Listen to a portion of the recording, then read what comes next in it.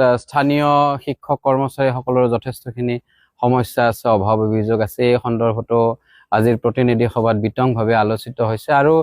সকলোতকৈ মূল বিষয়টো হৈছে এনপিএছ বিষয়ক লৈ ইয়াত অত্যাধিক চৰ্চা হৈছে, অত্যাধিক আলোচনা হৈছে আৰু ইতিমধ্যে আমি সদৌ অসম কৰ্মচাৰী পৰিষদে এনপিএছ ব্যৱস্থা বাতিল কৰি অপিএছ ব্যৱস্থা প্ৰৱৰ্তনৰ হকে বিগত কাৰ্যনিৰ্বাহক সভাত এটা সিদ্ধান্ত লৈ এলানি কাৰ্যসূচী ঘোষণা কৰিছে আৰু সেই কাৰ্যসূচী অনুসৰি 24 ডিচেম্বৰ তাৰিখে অসমৰ প্ৰতিখন আঞ্চলিক কৰ্মচাৰী পৰিষদে তেখেতসকলৰ সংশ্লিষ্ট ৰাজহ চক্ৰ বিষয়া, সম জিলা আয়ুক্ত বা এছডিচি চিভিল এছডিঅ'ৰ জৰিয়তে মাননীয় মুখ্যমন্ত্ৰী মহোদয়লৈ এনপিএছ বাতিল কৰি অপিএছ প্ৰৱৰ্তন কৰাৰ কাৰণে স্মাৰক পত্ৰ দিব। তাৰ পিছতে জানুৱাৰী 2 তাৰিখৰ পৰা 10 জানুৱাৰীলৈকে প্ৰতিখন আঞ্চলিক কৰ্মচাৰী পৰিষদে নিজৰ সাংগঠনিক এলেকাত গণস্বাক্ষৰ কাৰ্যসূচী ৰূপায়ণ কৰিব অপিএছ ব্যৱস্থা প্ৰৱৰ্তনৰ হকে আৰু সেই আঞ্চলিকসমূহে নিজৰ সাংগঠনিক এলেকাত প্ৰতিবাদী সভা আৰু সজাগতা সভা অনুষ্ঠিত কৰিব অপিএছ ব্যৱস্থা প্ৰৱৰ্তনৰ হকে। তাৰ পৰৱৰ্তী সময়ত সেই গণস্বাক্ষৰসমূহ সংশ্লিষ্ট জিলা কৰ্মচাৰী পৰিষদে জিলা আয়ুক্তৰ জৰিয়তে মাননীয় মুখ্যমন্ত্ৰী মহোদয়লৈ প্ৰেৰণ কৰিব আৰু তাৰ পৰৱৰ্তী সময়তে 28 তাৰিখৰ পৰা 31 তাৰিখৰ ভিতৰত সমগ্ৰ জিলা কৰ্মচাৰী সমূহে জিলা সদৰত প্ৰতিবাদী অৱস্থান ধৰ্মঘট কাৰ্যসূচী ৰূপায়ণ কৰিব। 1 ফেব্ৰুৱাৰী অসমত এনপিএছ ব্যৱস্থা প্ৰৱৰ্তন হৈছিল আৰু এই 1 ফেব্ৰুৱাৰীটো অসমত সদৌ অসম কৰ্মচাৰী পৰিষদে কলা দিৱস হিচাপে পালন কৰি আহিছে। আগন্তুক 2026 বৰ্ষৰ 1 ফেব্ৰুৱাৰীৰ দিনা কৰ্মচাৰী পৰিষদে কলা দিৱস পালন কৰিব আৰু ৰাইজক সজাগ কৰাৰ উদ্দেশ্যে, সতৰ্ক কৰাৰ উদ্দেশ্যে সমগ্ৰ অসমৰ প্ৰতিখন জিলা সদৰত জিলা কৰ্মচাৰী পৰিষদসমূহে বাইক ৰেলীৰ জৰিয়তে এই সজাগতা সৃষ্টি অভিযান কৰিব।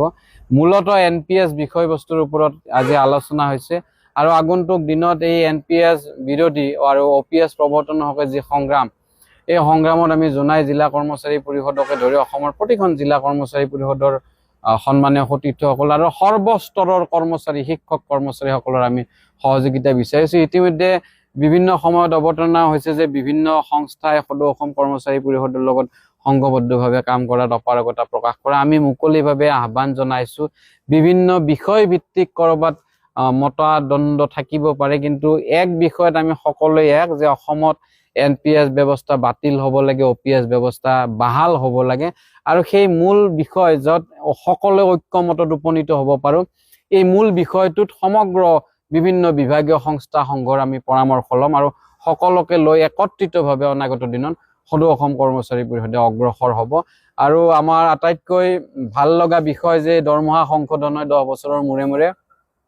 এইবাৰো 8ম দৰমহা আয়োগ গঠন হ'বলৈ গৈ আছে। আমি সদৌ অসম কৰ্মচাৰী পৰিষদে অসম চৰকাৰলৈ অনুৰোধ ৰাখিছো যে 8ম দৰমহা আয়োগ অতি শীঘ্ৰে গঠন কৰক আৰু কেন্দ্ৰীয় চৰকাৰৰ কৰ্মচাৰীৰ সমহাৰত নহয়, সমানকৈ ৰাজ্যিক চৰকাৰৰ শিক্ষক কৰ্মচাৰীসকলক বেতন বা সংশোধিত দৰমহা প্ৰদান কৰক আৰু এই সংশোধিত দৰমহা 1 জানুৱাৰী 2026 পৰা কাৰ্যকৰী কৰক। এই বিষয়ত ইয়াত আলোচনা হৈছে আৰু খুব যোগাত্মক আলোচনা। আমি আশা ৰাখিছো অসমৰ এটা সীমামূৰীয়া অঞ্চল জোনাই মহকুমা, য'ত অৰুণাচলৰ বৰ্ডাৰ সীমামূৰীয়া এই অঞ্চলত আমাৰ জোনাইৰ শিক্ষক কৰ্মচাৰী সতীৰ্থসকলে ইয়াত সাংগঠনিকভাৱে সংগঠন চলাই আছে, তেখেতসকলক আন্তৰিক অভিনন্দন জনাইছো, শুভেচ্ছা জনাইছো। আজি আগন্তুক 2টা বছৰৰ বাবে জোনাই জিলা কৰ্মচাৰী পৰিষদৰ নতুনকৈ এখন কাৰ্যনিৰ্বাহক সমিতি হৈছে, স্বপ্নৰঞ্জন মহেংগীয়া সভাপতি নিৰ্বাচিত হৈছে, জয়ন্ত টায়ে সাধাৰণ সম্পাদক নিৰ্বাচিত হৈছে। আমি সদৌ অসম কৰ্মচাৰী পৰিষদৰ তৰফৰ পৰা নৱনিৰ্বাচিত সমিতিখনলৈ আন্তৰিক অভিনন্দন, কৃতজ্ঞতা জনাইছো আৰু আশা ৰাখিছো অনাগত দিনত সদৌ অসম কৰ্মচাৰী পৰিষদৰ যে সাংগঠনিক ভেটি, এই জোনাই মহকুমাত সাংগঠনিক ভেটি সুদৃঢ় হ'ব, শক্তিশালী হ'ব, সেই আশা ৰাখিছো। বহুত দিনীয়া আপোনালোকৰ দাবী চৰকাৰৰ ওপৰত দাবী কৰি আছে, এতিয়ালৈকে পৰিৱৰ্তন হোৱা নাই, চৰকাৰক কি বুলি আহ্বান জনাব? নহয়, চৰকাৰক আমি অনুৰোধ জনাইছো, আহ্বান জনাইছো যে এনপিএছ ব্যৱস্থা বাতিল হ'ব লাগে, অপিএছ ব্যৱস্থা প্ৰৱৰ্তন কৰিব লাগে আৰু যি ব্যৱস্থাৰ জৰিয়তে অসমৰ এনপিএছ কৰ্মচাৰীসকলৰ অৱসৰকালীন জীৱনৰ নিৰাপত্তা সুনিশ্চিত হ'ব। আমি সেইটোৱে বাৰ বাৰ কৈছো যে এনপিএছৰ অধীনস্থ শিক্ষক কৰ্মচাৰীসকলৰ অৱসৰকালীন জীৱনৰ নিৰাপত্তা সুনিশ্চিত কৰাৰ দায়িত্ব অসম চৰকাৰৰ আৰু অসম চৰকাৰলৈ সেইটোৱে পুনৰাই বাৰ বাৰ আমি সেইটোৱে আহ্বান ৰাখিছো যে অপিএছ ব্যৱস্থা প্ৰৱৰ্তন কৰি শিক্ষক কৰ্মচাৰীসকলৰ অৱসৰকালীন জীৱনৰ নিৰাপত্তা সুনিশ্চিত কৰিব লাগে।